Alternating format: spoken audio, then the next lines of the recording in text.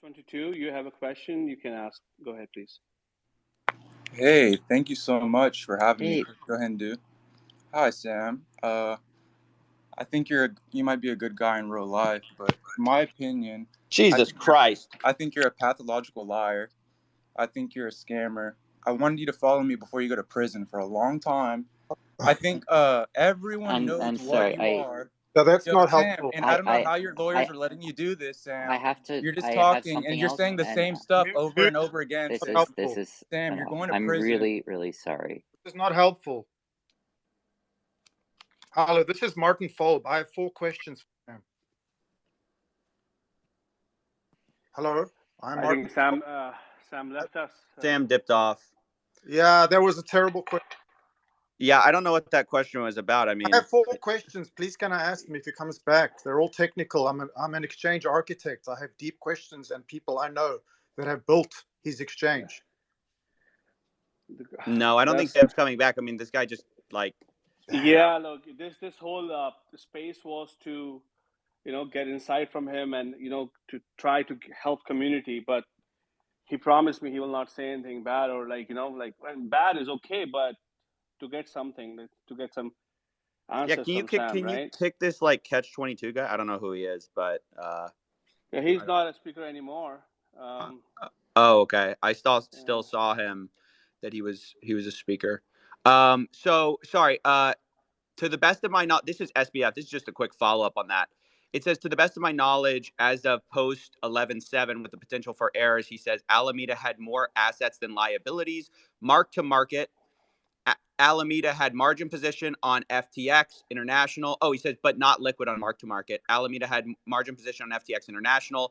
FTX US had enough to repay all customers. Not everyone necessarily agrees with this. And what no one agrees with is that Alameda had more assets than liabilities, because everyone knows that that's false and misleading.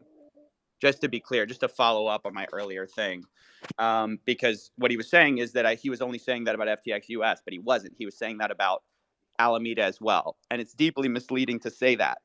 But he knows that, and an embarrassing mistake is not enough to cover up that. Oh, I had an embarrassing mistake. I made one of the most elementary mistakes of my life. I'm not even a professional crypto trader, and I know that. Everybody who looks into the first thing about crypto knows that you can't do mark to market for large position sizes. It's just insane. So that's kind of my trouble. It sucks obviously that FTX, or I'm sorry, SBF kind of dipped on the conversation, and that sucks. But I think he used that guy's question as an excuse to get off the space because he didn't like the hard questions. So he can. So I just texted him, messaged him on Twitter, and I told him that if he can. Well, I asked him if he can rejoin. It would be great. He said he has a meeting to go for, but he will join again right now for like a brief moment. And Marty, you can ask your question, and then we can Yes, wrap up this space. I have 4 pertinent questions I would love to ask. Thank you. They're all questions Yeah. I have not heard him being asked before. Perfect. So let me. He's back. So yeah, I'll make him speak again. Sam? Sam, thank you so much for joining again. And Marty has some questions Hi, for Sam. you.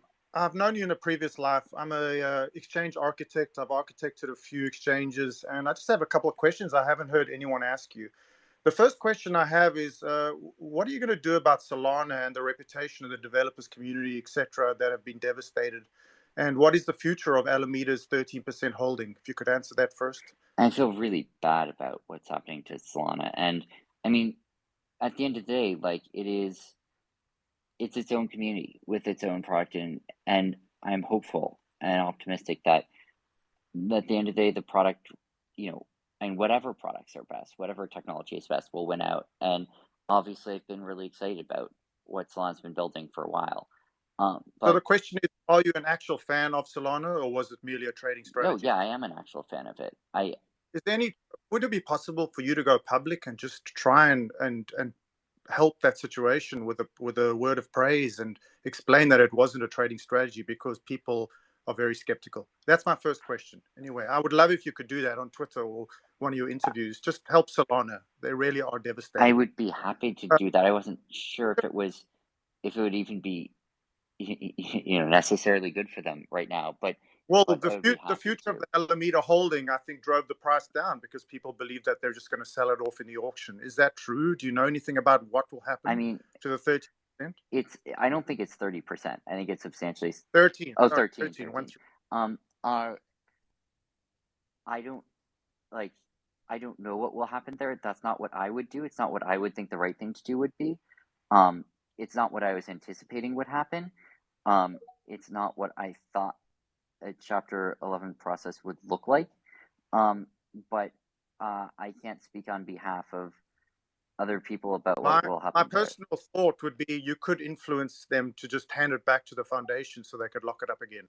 But anyway, that would be a very good gesture. I would and a love it positive if light. something like that could happen. Okay, maybe you can think about that. Yeah. The second question is just a quick question. If 10 people sent $16,000 into FTX, all trying to buy one Bitcoin, and in the user interface it showed them having one Bitcoin, was there ever a layer 1 Bitcoin to meet that obligation? Yeah, so there were there were a lot of layer 1 Bitcoins on FTX, and obviously some people had margin positions open, had shorts open on Bitcoin, which meant that the sum total of longs was larger than was larger than the than like the sum total of all positions because of short positions, but the number of Bitcoins was equal to the total net Bitcoin balances of all users, and also because there wasn't this wire transfer thing with um, uh, uh, uh, I think that the total short position size, I think, or negative position size or whatever was substantially smaller, I think, on Bitcoin than on dollars. So a follow-up question, just to Yep. continue that. So if I send $100 through, payment gateway into FTX, Yep. what was the flow of that money? I mean, do you know? So just the steps. Where did the money go? Did it go directly into a bank account, or was it? Could you talk through that just from a sort of schematic, Yeah. a flow chart?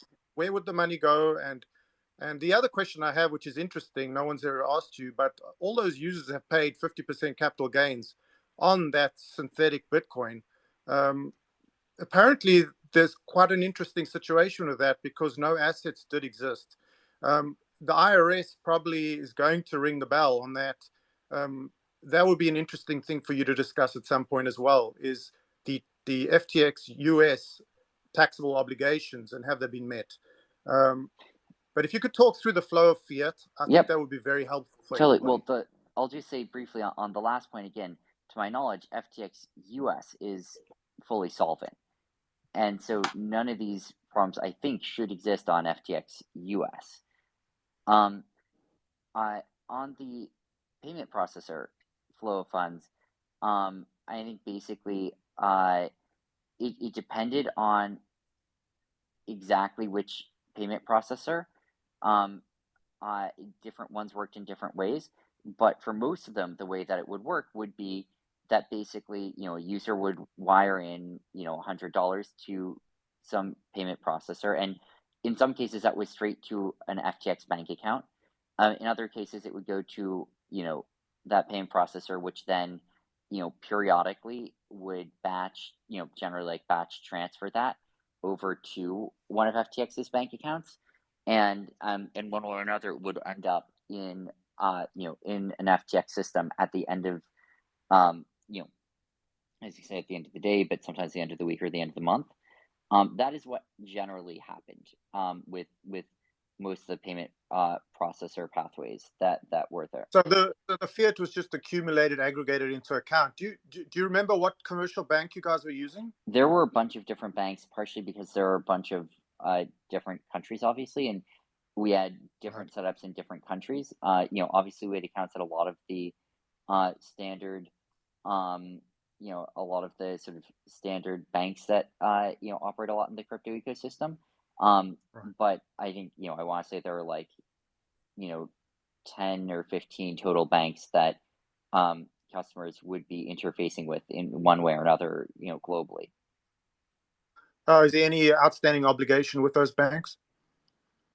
obligation like from FTX to those banks, do you mean? Or Correct. Are they owed money, or do they owe FTX money? I mean, I would like, unless there are things I'm forgetting, to my knowledge, like, they may have some of FTX's money, custodied in them. I can't think of a reason that FTX would owe them money. Point being, would the bankruptcy court just pursue the bank directly to get customers' funds outside of the FTX control? I would guess so. Okay. Thanks, The other Marty. question, one more question. Bro, you've been taking up a lot of airtime with these questions. That's shilling Solana, so I think it's been enough, man. Just one question, Sam. I know you have to go, and I have to take my sons to birthday party too. And CoffeeZilla, we can end this with you. Like, you can ask last question. But I have a question from Indian community, and I will translate this in Hindi as well for our community. So we have seen this, and whatever will happen to you will happen. And I hope all of us will get our money back. Things may turn out good. I'm not sure you're saying lie or not, but my question is this: what one exchange should provide to its customer for transparency that FTX didn't or you guys missed? I know we're talking about proof of reserve, proof of liability, but is that enough? And let me now translate this in Hindi so that you understand. मैं पूछ रहा हूँ कि यहाँ पर एक exchange को proof of reserve देना या proof of liability देना सही है या फिर कुछ और? क्या important चीजें जो एक exchange में हमें देखनी चाहिए कि ऐसा कुछ ना हो या हमें पता चल जाए पहले? Sorry, Sam. Yeah, go ahead. It's all asked in Hindi as well. Yeah. So, I mean, there are a lot of things I wish we provided, and I think one more time. It's what you would have provided, but going further, like in future, what we should see in exchange, what they should provide, and is proof of reserve enough? So I think proof of reserves is a part of it. I think there are other things that exchanges could do as well that I wish we had done. I think one of those is total transparency on all of the size of open positions, on what the aggregate open positions are. Exchanges generally do that with futures open interest, but they don't always do that with margin position open interest. And I think they also don't necessarily do that in terms of position concentration risk. And I think there's some statistics around that could be shown. On top of those, when you look at transactions, at trades that happen on the exchange, those are happening on a centralized exchange, obviously, but I think that doing something like batch writing out a hash of all trades that have occurred on the exchange, on chain periodically would help create an immutable proof and record of what had happened on the venue. I think allowing users to write out their history in an encrypted way on chain if they want to could help users be able to create a specific backup for themselves, which would be helpful. And then obviously having reporting to regulators which have oversight of what the risk metrics look like, and can verify those, I think would help as well. I got a quick question about Dan Friedberg, your chief regulatory officer. This is a guy. Obviously, I don't feel comfortable talking about other people without getting sort of their sign off on that. So I think there's a limited extent to which I'm going to be willing or feel comfortable speaking on others' behalves. No, that's totally fair. And I don't want you to speak on his behalf, obviously. I want you to share your perspective, your unique perspective on the situation. Just like the same, I might ask a question about Caroline Ellison, but I only could expect your position on the situation. So kind of the situation there is obviously this is sort of a tale of two stories about how FTX failed. One is like a lack of regulation, a lack of clarity, the kind of just this thing that accumulated over time. The other one is, of course, a story of fraud. Of course, we have to look at who were the adults in the room. One of the adults, obviously, was Dan Friedberg, chief regulatory officer. I'm sure you're aware he was behind the ultimate bet scandal where he gave players God mode in a poker game where people could see the hands, and he actually basically conspired with Russ Hamilton to hide that. So does that suggest something about your intention that you hired a guy that basically one of his biggest achievements was hiding fraud. Can you explain sort of your thinking? I know you don't want to talk about him. Can you explain your thinking about why this would be the guy you choose as the chief regulatory officer?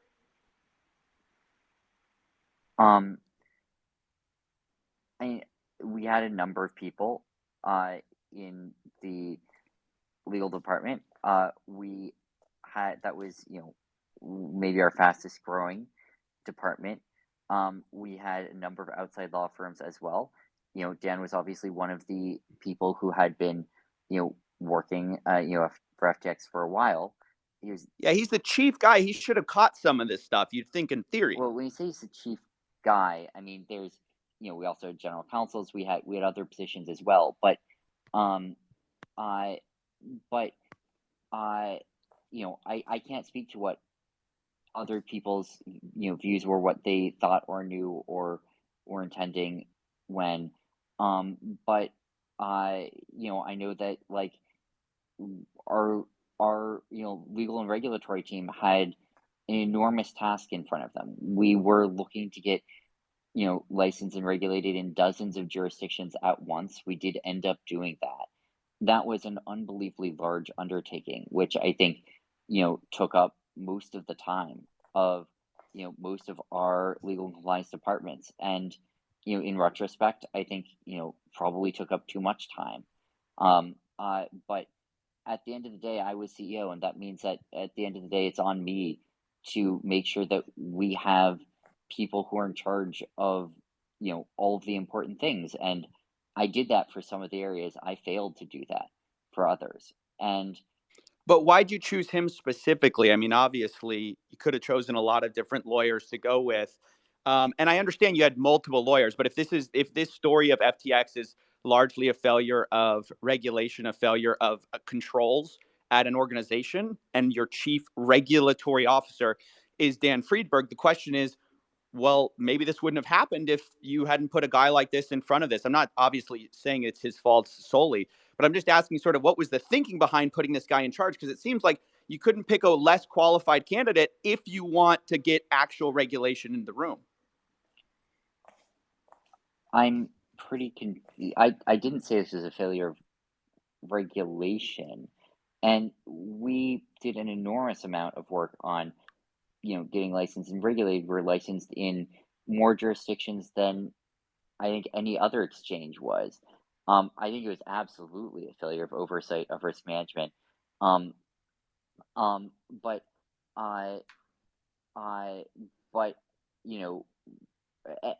I think that, in retrospect, I would have viewed the core duties and things I needed to make sure of more so than anything else very differently than I did. But from a, becoming licensed perspective, we did do quite a bit there, and were able to accomplish that in a fairly short period of time. And so I think I'm not sure that I completely agree with the premise of that framing of the question. And I'll just say that, like, the people who work with FTX, like, I have enormous respect for most of them, and they did enormously valuable work. And they didn't do all the work. Obviously, there are really important things that get done, but that's on me as CEO to make sure that there are people who are doing all of the important things, because there's way too much to do. We're doing way too much as a company for any particular person to be expected to be definitely on top of even of some important things, given how many other important things they also had to be dealing with at the time. And by the way, I do apologize. I am fairly late at this point. For next thing, I do have to hop off. Sam, thank you so much for your time, and CoffeeZilla and other speakers. Thank you so much, Marty. Everybody, thank you so much for your questions. And I think all I can hope right now is good for community in a way. I'm not sure how, Sam, you will do it, but it's still there are people who have lost money. They want their money back. Yep. They need their money back, right? So just a request, because I cannot do anything to you, not that I have intent to, but if you can do something to get their money back, please try your best. I will do I know everything you said I US can. solvent is, Yeah. So you said FTX is solvent. Let's make sure that you are able to somehow get other people money back too. Though the hopes are very low, but that's all I can wish for right now. I'm doing everything Thank you so I much. can. Thank you. Thank you.